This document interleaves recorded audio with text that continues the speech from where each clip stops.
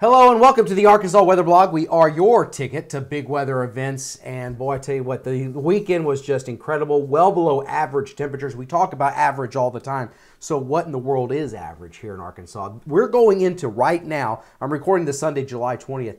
The next 2 to 2.5 weeks are climatologically the hottest time of the year. And we're going to see some very warm to hot temperatures this upcoming week. But average is between right around 92 to 93 degrees for average highs. Average lows are in the lower 70s.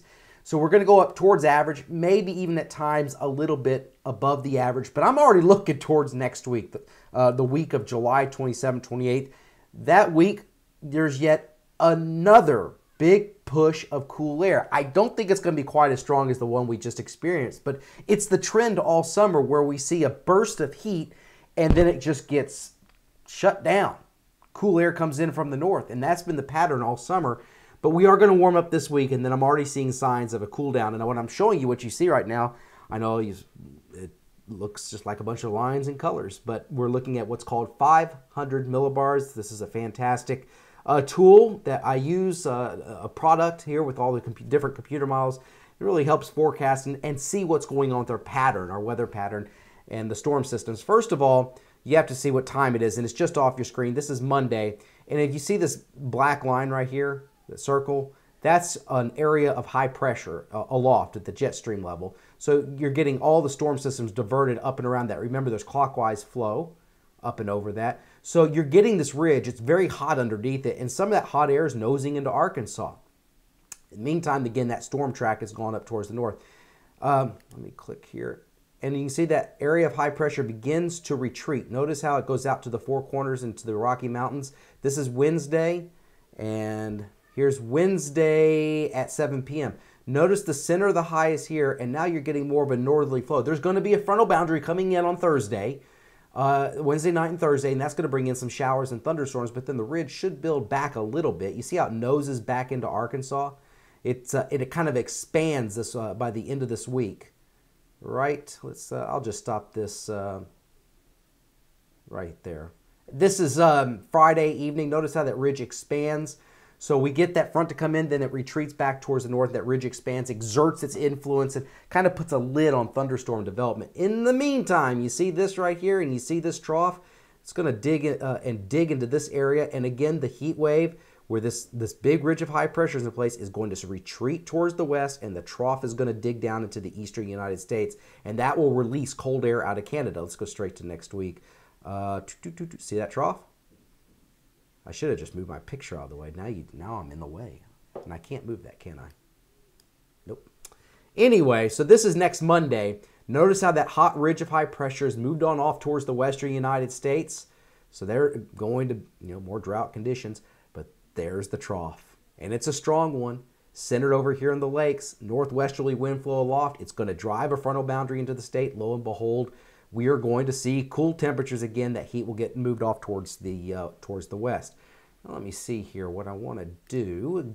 And I'm using weatherbell.com right now, I want to show you a couple things here. It's showing you this map is maximum 2 meters, so just off the surface, max temperatures every 6 hours. And, you can't take this literally. I'm getting text messages now. Let me turn that off. Thursday. This is what I want to show you here. Thursday at 1 p.m. Notice how it's cooler in here. There's that heat. Remember that ridge of high pressure, which is centered across Texas, New Mexico, Kansas? See how hot it is? It's hard to read those numbers, but they're in the upper 90s to around 100 degrees. Notice how we're in the 80s here. These are max temperatures, so around 1 o'clock in the afternoon, temperatures are in the low to mid 80s next Thursday. That's some rain coming in. But what I want to do is take you further out to next Tuesday. This is that bigger push of cool air coming in the week of July 27th to 28th, the last week of the month. And this is at what's called 18Z. So these are showing you max temperatures and probably the temperature right around 1 o'clock in the afternoon. With that front push towards the south, you're looking at 77 degrees in Harrison, near 80 degrees in northern Arkansas, while it's around 82 degrees here in central Arkansas, a little bit warmer across the south. So those are those max temperatures, and I'll take this out just to see if we can go a little bit further. Again, you're looking at max temperatures, so it's actually cooler than this, back in the 60s and 70s for lows on Wednesday morning July 30th. So that's way far out there. And one other thing here, precipitation. Thursday, see that area of precipitation coming from the north? This is late Wednesday into the Thursday morning. See all that? I think we're going to see a round of showers and thunderstorms with that one front, then it lifts away. And then we're going into Sunday morning, July 27th. See this? There's the frontal boundary coming through. We get showers and thunderstorms, and then it looks like that front moves towards the south, and that cool air is able to push into the state.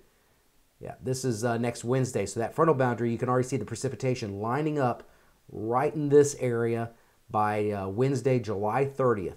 And that cooler and drier air is moving in. Now, NOAA sees it. This is their, let me move this out over here.